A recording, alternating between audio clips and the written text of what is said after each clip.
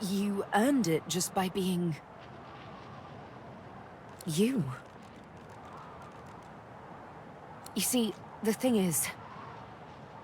She scrapes her throat, hesitates, almost as if she's a bit nervous. There's a first. I'm afraid you're going to accuse me of killing the mood, but... I need to talk to you about the Master.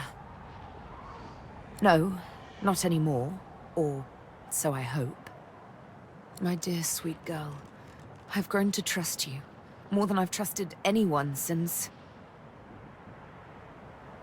I've had names on my skin.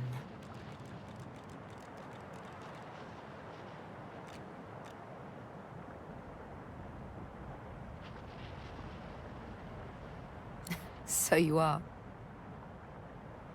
Come, sit down with me for a moment. You both sit down, cross-legged, knees to knees, hand in hand. Suddenly, a melody. Sabine sings a song, haunting in its simplicity. She uses no words, sounds rather. It's beautiful, yet somehow menacing. This is my Scar song. It's all the Master needs to make me his slave once more, unless your voice opposes his. I will soon confront him, with you by my side. My life and my liberty I place in these soft, strong hands of yours. Will you sing? Good answer. Her cat's eyes close as she leans in for a kiss. You kiss. It's sweet and wonderful. You wish it could last forever. My word. You both get up and smile to one another warmly. When you hear a sound in the distance and turn to look, Sabine pats you affectionately on the bottom. Adventure calls, but I say we do this again sometime.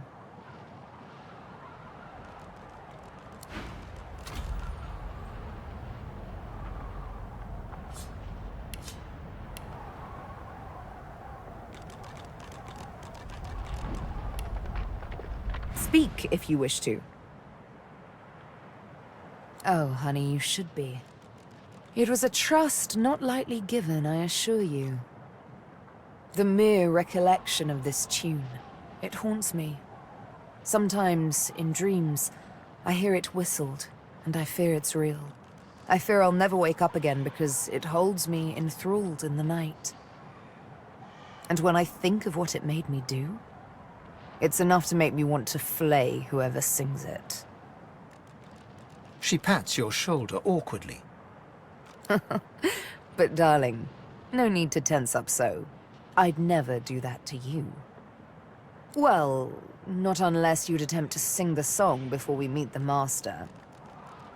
But you're far too smart for any such shenanigans, aren't you? Of course you are. Now then, on a more serious note, come here. A kiss, a sweet, stolen moment.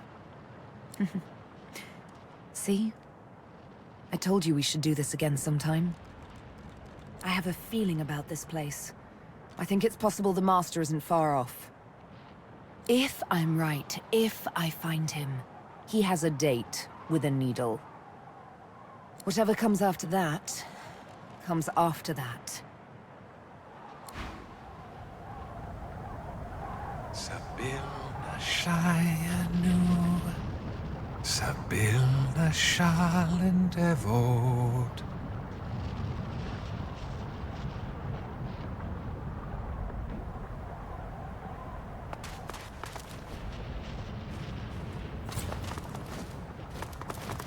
One step, then another, ever closer.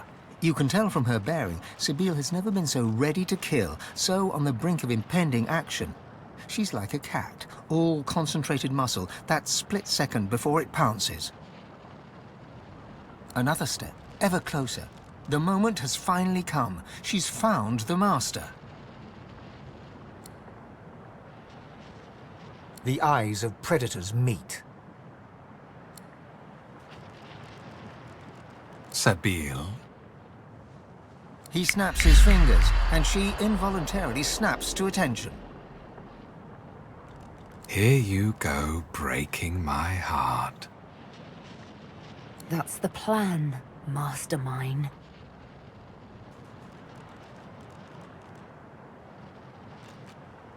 He sighs, sadly. I don't begrudge you your freedom, Sabine. Your escape relieved me of having to witness your death by your own hand. The inevitable last command. I would have watched you, like I have all this time, glad to see you live, sometimes even laugh. I'm very fond of you, you know.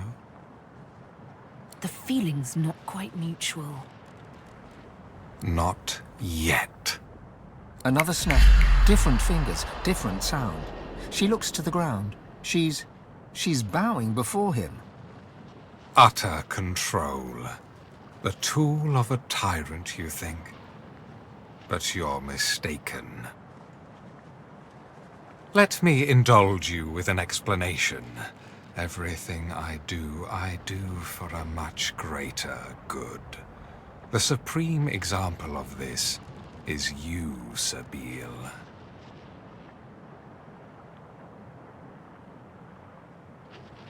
She's the prime scion. It had to be her. The other scions knew and welcomed her. They sought out their own killer. It was all so very elegant. What I did had to be done, Sabine. And I had to be the orchestrator, for I am the House of Shadows. I am the Fate Weaver. I am the hand that guides a blind world. This is all nonsense. I don't even know what a prime scion means. And so you judge me without even knowing who you are. The scions of your people are its secret soldiers, you the most powerful of them all. They want you to become their leader, their heart. You are to be the new mother tree whose roots will conquer all, but you may never become this abomination. You should know that I forced you to shed the blood of scions because rather than a killer, it transformed you into a savior of untold millions. Here's the final truth, Sabine. The true evil here is not me. It's you. The Mother Tree and her scions do not seek to carve out their own part of peace in this world. They seek to carve out the whole wide world for themselves. They want their roots to conquer every last inch of Rivellon. World domination. The prevalence of one race over all others. That is what they desire. That is what I counteract.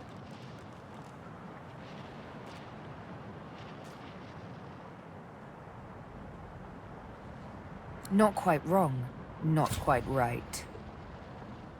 At last, from darkness a ray of light, though far too late it shines. I don't begrudge you your freedom, Sabine, but you came looking for me driven by no more than ordinary bloodlust.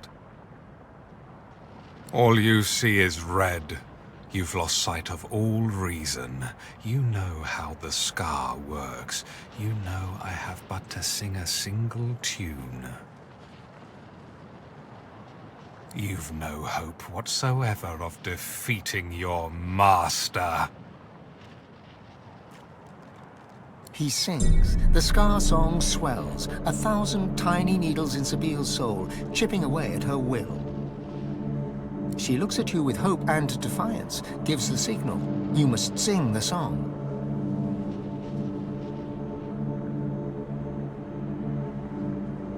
Your voice harmonizes with the master's. Stunned, he hesitates, and yours becomes the dominant melody. Sabine is free from his influence. Dear me, you're a miracle worker. I'll take it from here. The patient cat finally pounces. She strikes, precisely, exactly. Her needle pierces his neck, spears his vocal cords, filling his throat with blood. Checkmated and muted, he staggers back, all a feared fury. This is it. It's time to kill the master.